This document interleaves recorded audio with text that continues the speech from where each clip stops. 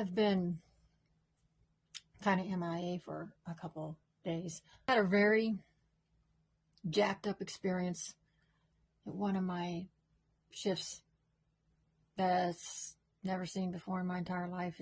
This will top this will be the top of my experience of demonic, where if you don't think heaven and hell is real, and you don't think that demons or whatever they send to come get you and collect your soul when you die, you don't think that's real, it's real. It's taken me a couple days to pull myself together, because the after effects of it and being in this situation and being around this has affected. It'll affect you. You guys ever see the movie Ghost with Patrick Swayze? This was even worse. This fella had been, he had hospice and everything, but he had been lingering for a couple days. I know how to make the family feel at ease, but this situation, there was nothing I could do. All forth. The family was believers. The guy dying was not. And a lot of times they'll tell me the history of, they want to talk about the family member that's passed away and how good they were and what they've done and how they did with their life and how they're good, this person, their family. This family basically told me this guy was a scumbag, deadbeat dirtbag. The one family member just come out and told me, and I don't ever talk bad about people's family members or anything. That's just, you don't do that. You got to go in these situations neutral. You're just there to be support and do your nursing and do what you got to do and follow doctor's orders and the family's requests and stuff. This woman just straight out said, this guy, my dad was a narcissist. He was a hardcore narcissist. He was selfish. He abandoned us multiple times. He abandoned our mother, left us with nothing, jumped from woman to woman.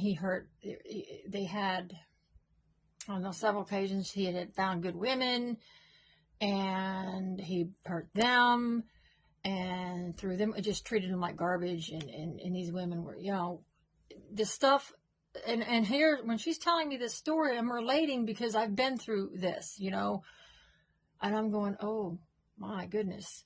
And I'm thinking, why are these people here? I'm surprised they're here. Well, they were born again Christians, and they were doing what they believe, honor your mother and father. They're just being there for him.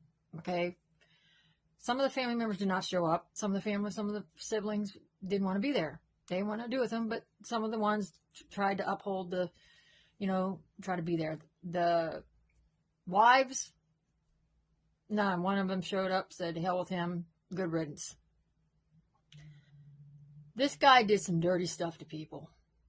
And at any time, I had asked, I said, at any time, did he ever try to make amends? Did he ever try to repent? Did he try to fix anything? Did he go to anybody? She goes, no, he would always blame. He would always, and I'm like, yeah, that's kind of what a narcissist does, They pretend like they don't do no wrong and blame everybody. And I went, geez, man, it's terrible, but, and I told him, I said, it's really kind of you and good-hearted of you to come here, at least support him and not let him be alone when he passes away. Now, this guy he was incoherent at this point. He was going to pass away that evening. And there's like 4 or 5 family members there. And these rooms are small. He's starting to get the agonal breaths every couple hours. I had spoke to the hospice nurse. She had come in by that time, and we discussed what we were doing. And I went to my cart, was passing some meds from other patients.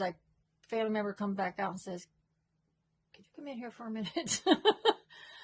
I come in here. I go in there. This guy's acting strange. And I knew, in my beliefs of heaven and hell, I'm thinking, okay, this guy, he's on his last leg. I mean, I'm seeing he's going to pass away any minute. He's got some agonal breaths going on. I knew he could hear, but he wasn't opening his eyes. He wasn't doing anything. All of a sudden, this guy backs up. He stiffens. His body stiffens like you would stiffen if you're seeing something or you're scared. His eyes pop open. He's stiff as a board, kind of pushes himself up against the bed and starts screaming that he's not going.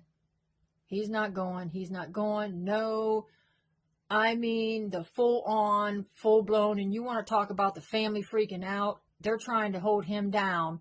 They can't believe that one minute he is completely ready to just go, and the next minute he's acting like he's ready to jump out of that bed and run for his life. The part, now that part, it does scare you. It freaks you out a little bit, but I knew what was going on. And I know they know what was going on. Maybe some of them knew what was going on. But what freaked me out was when I was over by the side of the bed, I had to tell, there was no IV access. This is a nursing home. He's on hospice. What he was getting was oral morphine and stuff like that.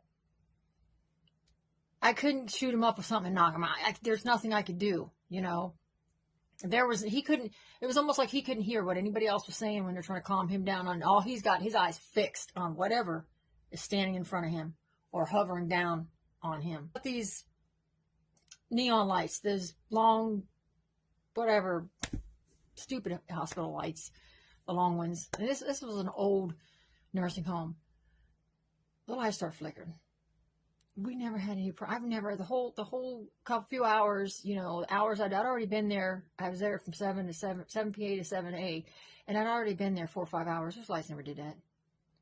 They started flickering, and I knew. I'm on. Oh my God, this is not happening. This is not happening. I've never seen this. I've never seen it to this extent before. I've seen people get up, open their eyes, and look at something and talk to things, but I didn't see this. Never seen this before. Never seen this before. I started praying. Yes, I started praying. Now, I wasn't going to get up and do the whole in front of everybody because I didn't want to offend the family, but I started praying. I was doing some, trying to rebuke and everything. And weird as it was so weird. Something said, you can't stop this. There's nothing you can do. And I'm looking around. Now, this room is small. The room is small. There's about, there's 5 people besides myself in that room. So it was pretty packed. And plus they had like some carts in there with food and snacks on it because they, for people, their family was waiting. And then there's a curtain. The sad part, here's the messed up part. There was 2 people in this room. So there was another person over in the other, this poor old, I feel so bad for this person. There was another person on the other side. This wasn't this was not a private room. So there's a curtain drawn, and there's another person over there hearing all this, probably having a heart attack because they could not believe what was going on. So the curtain's closed onto that side, and I'm standing up against that curtain looking down at the person, and there's nothing we can do. I'm praying. So I'm standing there praying, and I hear this, stop. There's nothing you can do. There's nothing you can do to stop this. And I had my head down, and I look up, and I'm just looking around, and nobody's even looking at me. They're not, I'm thinking it's somebody that's talking to me.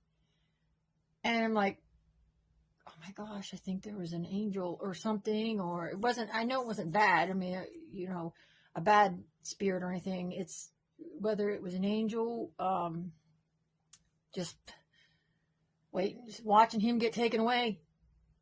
But he was seeing the angel of death, the angel, whatever it is, the fallen angel, the demon, whatever, coming and taking him because he is screaming, I'm not going, no, no, no.